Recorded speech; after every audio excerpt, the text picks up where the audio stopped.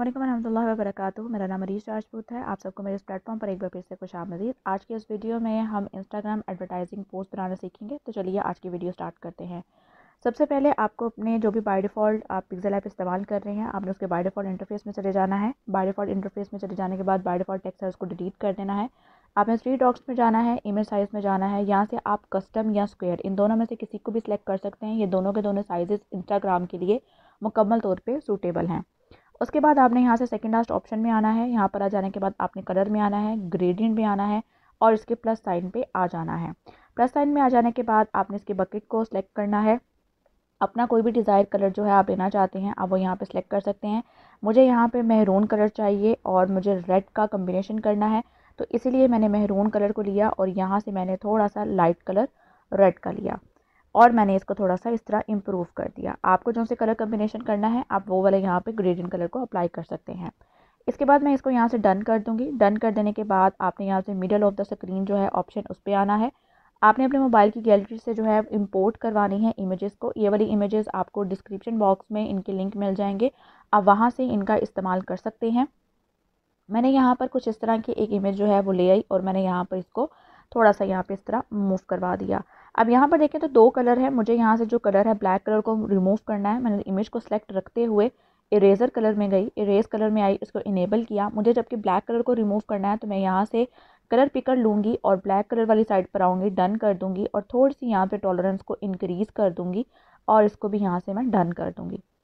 और यहाँ पर डन कर देने के बाद इसको मैं थोड़ा सा साइज़ जो है वो रिसाइज़ कर दूँगी। ठीक है, जितना मुझे चाहिए उतना मैं साइज़ लूँगी और यहाँ पर मैं इसको सिलेक्ट रखते हुए कलर में आऊँगी और इसको मैं यहाँ से इनेबल करूँगी।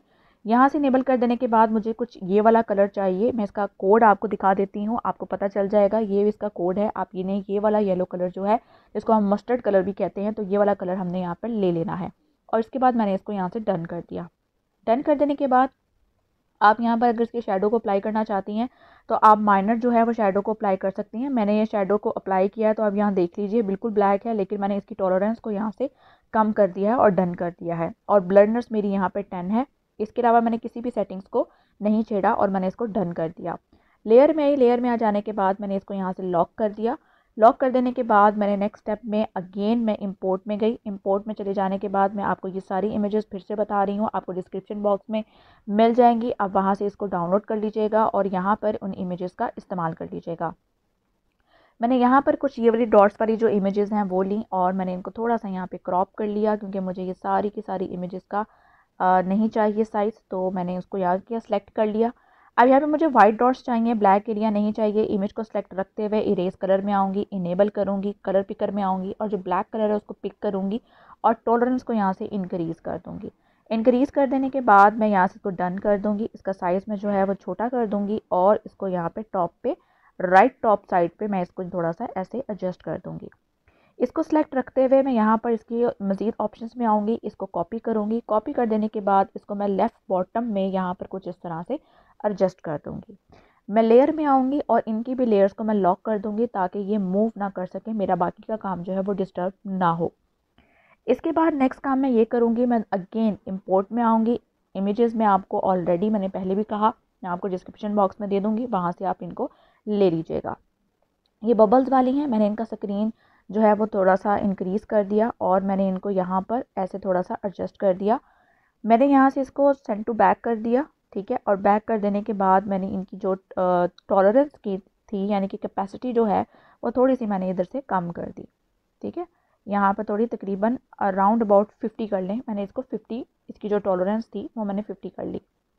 50 टॉलरेंस के बाद मैं अगेन इसी लेयर को सिलेक्ट रखते हुए इसको कॉपी करूँगी। कॉपी कर देने के बाद इसके कलर में आऊँगी। कलर में आ जाने के बाद मैं यहाँ पे इसके कलर को बिल्कुल वाइट कर दूँगी और इसको डन कर दूँगी।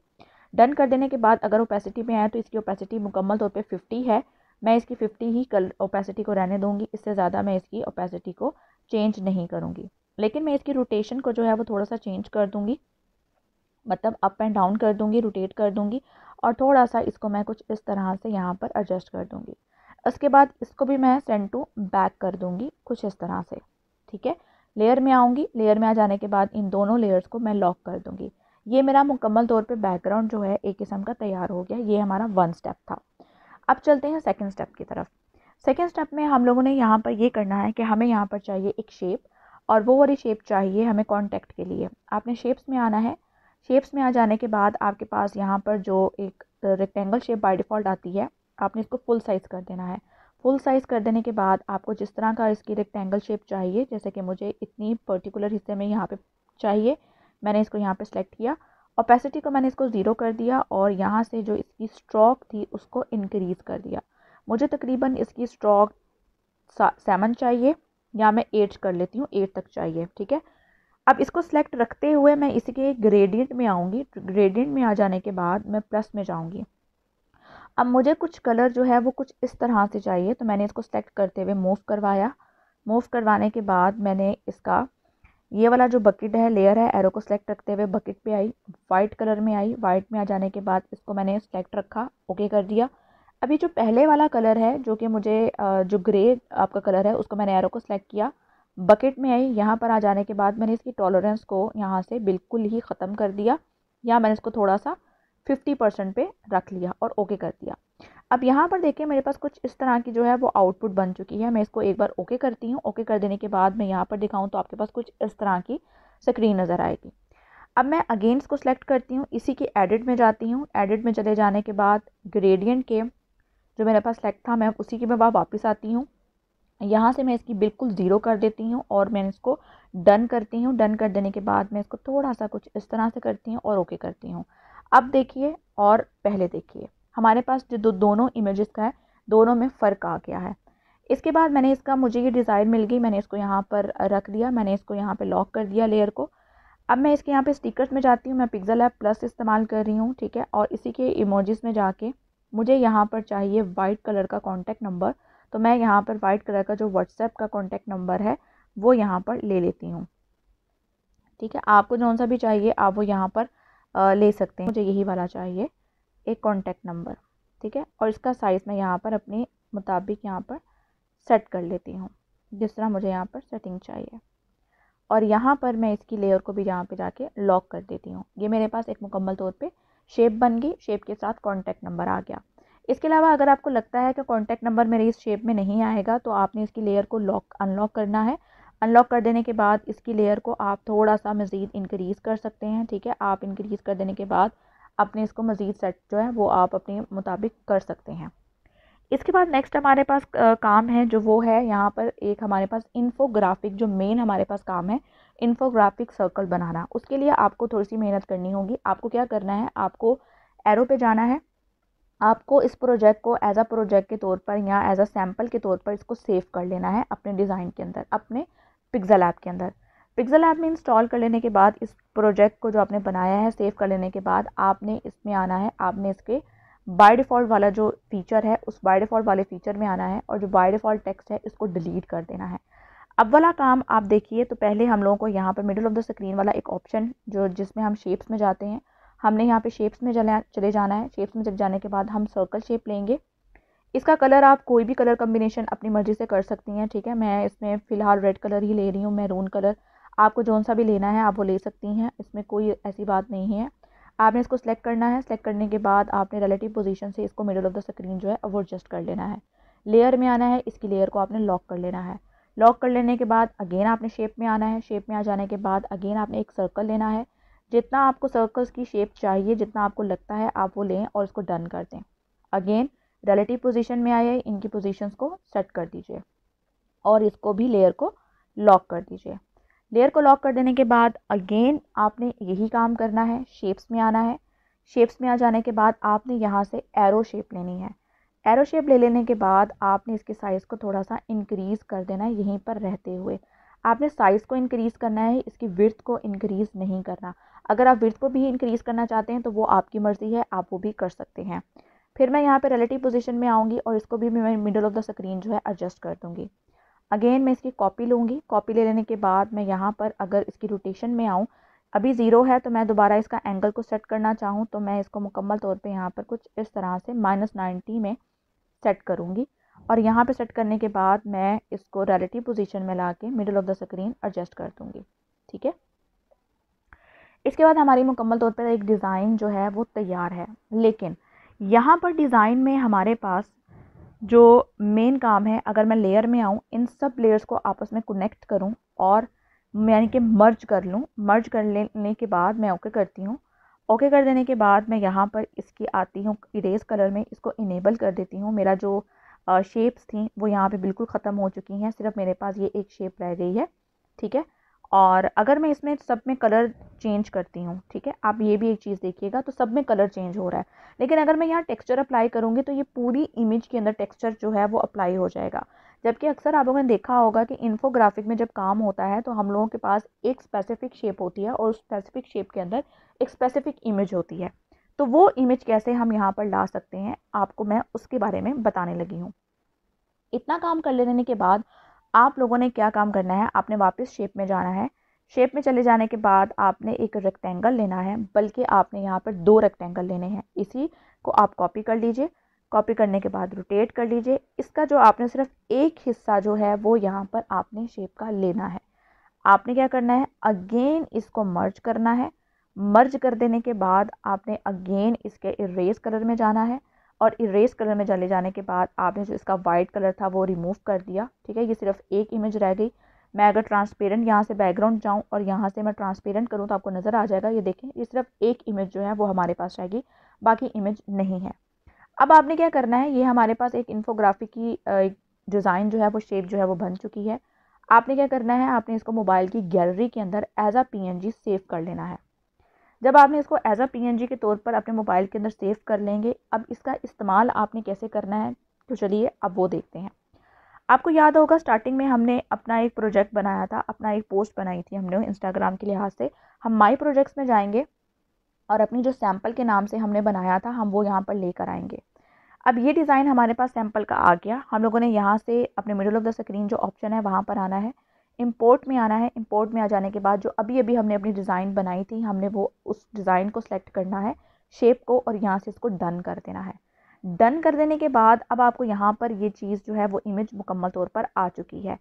आपने यहाँ पर डन करने से पहले एक और काम करना है, थोड़ा सा ट्रिकी है, लेकिन आपका जो है मुझे पूरी उम्मीद है अगर स्टेप बाय स्टेप फॉलो करेंगे तो आपको ये काम बहुत अच्छा और जो है फ़ायदेमंद लगेगा।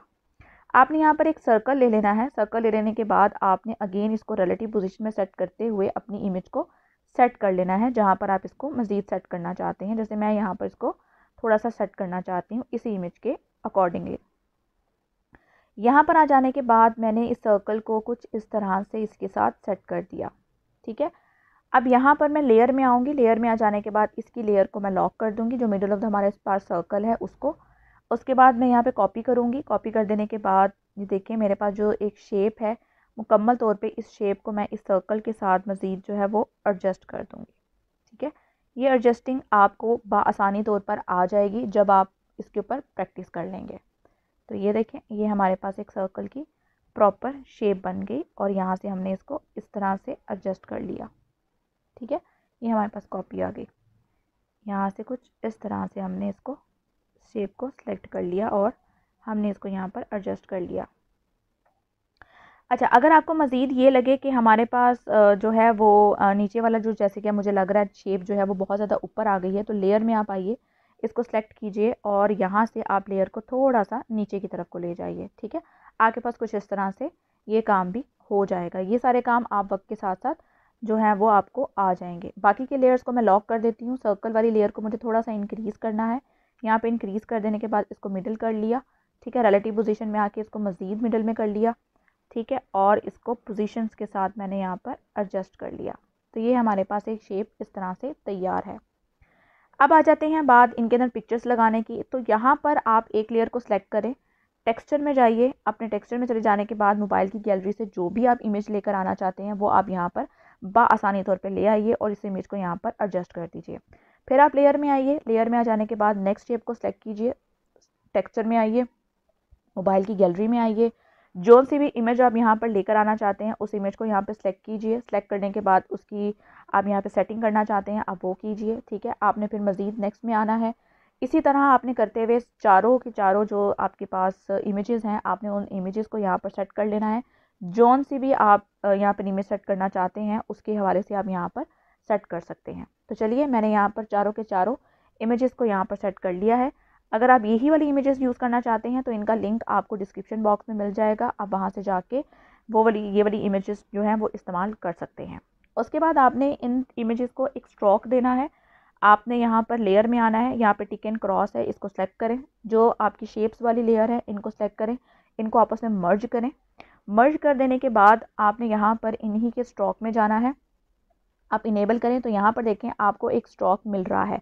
अब आपकी मर्ज़ी है आपने कौन सा कलर स्ट्रोक का देना है। आपने वाइट ही देना है, आप वाइट दे दीजिए जो सा आपको अच्छा लग रहा है। आपने इसमें शेडो देना है, आप यहाँ पर शेडो को भी अप्लाई कर सकते हैं अपनी ब्लेंडर्स को कंटिन्यू यहाँ पर रखते हुए। इसके बाद आपने इसके भी थोड़े से रिलेटिव पोजीशन को मिडल करना है, आप मिडल कर लीजिए। ठीक है, आपने इसको मज़ीद कुछ सेट करना है इस सर्कल के साथ, तो आप कुछ इस तरह से सेट कर लीजिए। ठीक है, और ये यहाँ पर आप इसको लॉक कर दीजिए। उसके बाद मज़ीद आपके पास क्या काम आ जाता है, यहाँ पर आप स्टिकर पे आ जाइए। स्टिकर में आ जाने के बाद आपको यहीं जो पिक्सेल ऐप में है आपको सर्टिफाइड ऑथेंटिक ये काफ़ी सारे जो हैं आपको मिल जाते हैं इमेजेस वगैरह। आप उन इमेजेस का यहाँ पर इस्तेमाल कर सकते हैं। जैसे कि मैंने यहाँ पर एक्सक्लूसिव का इस्तेमाल किया है, आप जौन सी भी इमेज का इस्तेमाल करना चाहें वो आप यहाँ पर कर सकते हैं। ठीक है, अब हम नेक्स्ट चलते हैं। यहाँ पर आप आ जाएं सर्कल के अंदर। इस सर्कल का भी अगर आप कलर चेंज करना चाहें तो आप अपनी मर्ज़ी से इस सर्कल का कलर जो है वो चेंज कर सकते हैं, जैसे कि मैंने यहाँ पर कर दिया। और उसके बाद मेन चीज़ आ जाती है आपका टेक्स्ट। आपने टेक्स्ट कैसे लिखना है। टेक्स्ट के लिए आपने सिंपल पेंसिल में जाना है, पेंसिल वाले निशान पे चले जाने के बाद टेक्स्ट में आना है। यहाँ पर आप अपना टेक्स्ट जो है वो लिख लीजिए। या तो मैं यहाँ पर लिखना चाहती हूँ ऑर्डर नाउ, तो मैंने यहाँ पर ऑर्डर लिखा है। अभी मैंने नाउ ऑर्डर नहीं लिखा, तो यहाँ पर मैंने इसको टेक्स्ट को सेट कर दिया और इसके फ़ॉन्ट्स में चली गई। फ़ॉन्ट्स में चले जाने के बाद आपको जौन सा सूटेबल लगता है, आपको डिज़ायर लगता है, तो आप यहाँ से उस फ़ॉन्ट का इस्तेमाल कर सकते हैं। जैसे मैंने यहाँ पे इंट्रो वाले जो फ़ॉन्ट है उसका इस्तेमाल किया है। उसके बाद इसी फ़ॉन्ट को सेलेक्ट रखते हुए मैंने कॉपी किया और यहाँ पर इसमें ही रहते हुए मैंने इसको फूड जो है वो वाला यहाँ पर टेक्स्ट भी लिख दिया। ठीक है, मुझे यहाँ पर फूड भी चाहिए, तो डिलीशियस फूड। ठीक है, यहाँ पर ये आ गया। उसके बाद नेक्स्ट टेक्स्ट में आती हूँ। नेक्स्ट टेक्स्ट में आ जाने के बाद मैं यहाँ पर टेक्स्ट में नाउ लिखती हूँ। नाउ कर देने के बाद इस टेक्स्ट में आ जाने के बाद मैं इसके फ़ॉन्ट्स में जाती हूँ।